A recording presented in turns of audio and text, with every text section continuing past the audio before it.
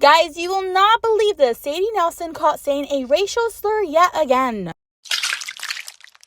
Quick disclaimer before we hop into this video, I just want to put out there no hate or shade towards anyone I talk about in this video. This is for educational purposes only. So as you guys may know, earlier this year, Sadie Nelson was exposed for saying a racial slur. After that video was released on social media, Sadie obviously posted an apology video, and she looked very apologetic in this video. So you would think. She also received a ton of backlash after this video was released, so why on earth would you say it again? I feel like her reputation never redeemed itself after this video was released. So like I said, why would you say it again? It comes too easy on Instagram. I posted the full video. I obviously cannot share any of these videos here on my channel for, reasons that are obvious. But if you want to see it for yourself, check out this Instagram page. Sadie girl, I think it's time you take a long break from social media. Are kind to everyone, and that racism is not taken lightly and should never be taken lightly. I don't know how I feel about Harper's best friend and ex-boyfriend exposing Harper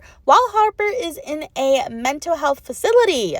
So recently, Benny, Harper's ex, posted this video on TikTok explaining his side of the breakup and story. Though I understand he wants to share his side because he's tired of the hate, that is completely understandable. But why right now, especially when Harper's in a mental hospital? Not only did Benny out her, but her best friend as well?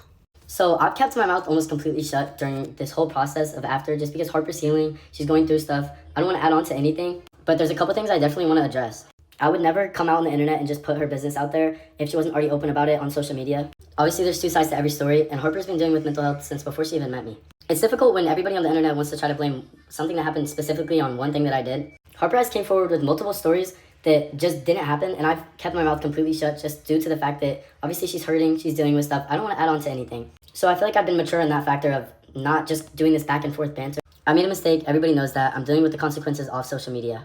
Nobody knows all the behind the scenes stuff that has happened that we haven't brought to social media. And I feel like that's a good thing. Not all of this needs to be public information. But it gets to a point when I'm being continuously disrespected over stuff that didn't happen or people twisting stuff. That's just not fair. Everybody's saying that I completely moved on right after and acted like nothing happened and that I didn't care. Obviously I cared. I'm just not going to put all that on social media. And I was trying to be mature and not just put everything out there and just kind of keep posting like I would. Not to act like I didn't care, but just to kind of put the situation in the past and not hurt her anymore by anything that I post. Nobody knows what happened right after we broke up. Nobody knows all the behind the scenes stuff that happened. And I'm not going to come forward about that stuff because it's disrespectful and I don't feel like that stuff needs to be on social media. Obviously, I know I made a mistake, but I still feel like it was disrespectful, a lot of the stuff that was put on the internet, and I just kept quiet about everything because I don't want to bring any more attention or anything like that to this situation. Obviously, I still care about her. I love her. I will forever. I just feel like there was a couple things that I needed to address and say to you guys. This is not a post putting hate towards her, nothing like that. I just wanted you guys to know that there's always two sides to every story, and you can't just believe everything that you see on the internet. I'm not going to come and put the specific stuff that she did or that happened out on the internet. I hope you guys can understand that obviously there's two sides to everything, and thank you guys very much for listening.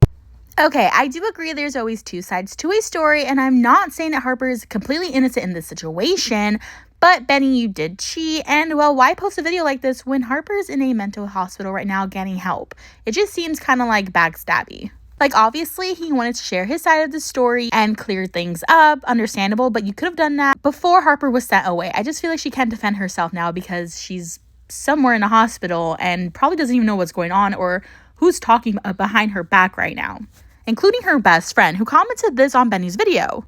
Hey, I'm Harper's best friend and I approve of this message. He's respectful and obviously things happen, but this wasn't solely Benny's fault. Really, Harper's best friend, you wouldn't comment this on her cheating ex-boyfriend's post, especially where she says it wasn't Benny's fault completely. Yikes, that definitely calls out Harper, who can't defend herself because, like I said, she's currently getting help. So Cassidy Nelson is fighting back the haters yet again. So in this post, Cassidy takes her siblings shopping, and of course Paisley is there, and people have a problem with that. Someone commented, "It's always Paisley, of course," and Cassidy says, "Oh, sorry, next time she would make her stay at the hotel alone." I really don't understand this comment because she did take Luke and Navy along, not just Paisley. Speaking of the Nelson girlies, Paisley and Presley finally posted on their YouTube channel. Hey guys, welcome to Paisley and Presley's first ever video, and right now I'm with my best friend Saidee. Hi guys. Okay, Do you want to be featured on my channel, or have you ever dreamed about being in one of my videos? Well, now you can. All you have to do is tag me in some tea on TikTok, YouTube, Snapchat, Instagram, or wherever, and in exchange for tea, I will give you a shout out on my channel. So what are you waiting for? Go ahead and tag me.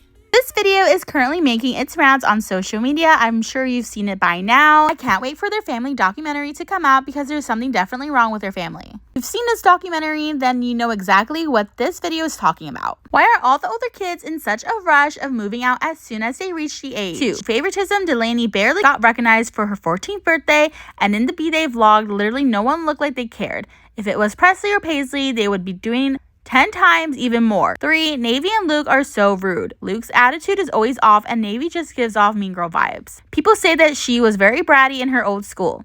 4. Tiffany does not say no when Ledger and Beckham don't listen to her. She laughs it off and acts like they're so cute. 5.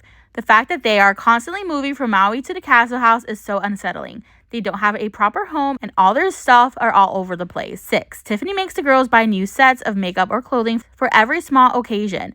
Like, why can't they reuse their other makeup and just bring it with them instead of buying new ones? And with changing all the names too. And then like as soon as they're 18, they're rarely on camera. For some reason, people assume that Cassidy is a part of this. Like she's the ringleader or something. Someone commented, I feel like everything is scripted. Well, duh, because it's a YouTube channel and lots of YouTubers pretend or fake things for content views. Someone thinks Bridger Nelson would be the first one to speak out because as you guys may know, he's the outcast. Someone commented, Bridger would be the one to start the documentary. He's so distant with his family. What happened to Janie? I know Tiff said that she doesn't like being on camera, but why? I think it's safe to say that some of the kids growing up in that household probably felt exploited, and which is why Janie decided to stay off camera. And probably why Kennedy doesn't show her baby's face on social media. I mean, like, even Kennedy knows that putting your children online is kind of sketchy. And whenever they turn 18, they always move out so fast, like something is happening. And no offense, but the dad kind of creeps me out. Correct me if I'm wrong, I'm not Mormon, but I do know when Mormons hit a certain age, like 18, 19, 20, aren't they sent away to do some type of mission trip? That could be why they move out so soon at 18.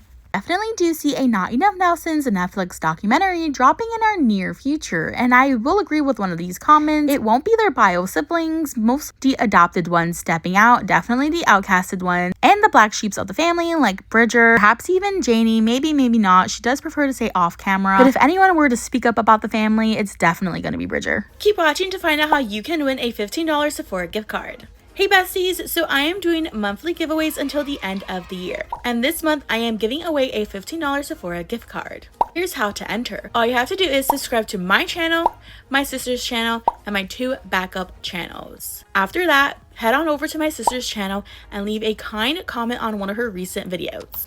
Every now and then I choose 2 winners, so you could be one of them. I announce the winners at the end of the month. So make sure you have post notifications turned on all channels so you won't miss it. Good luck!